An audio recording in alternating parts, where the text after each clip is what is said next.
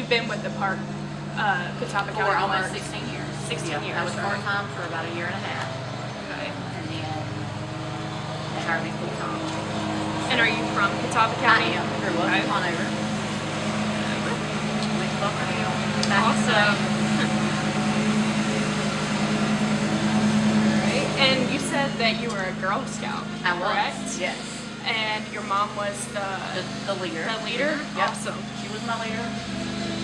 How long were you a Girl I Scout? was a brownie till I was a senior. Okay. Yeah, so the whole way.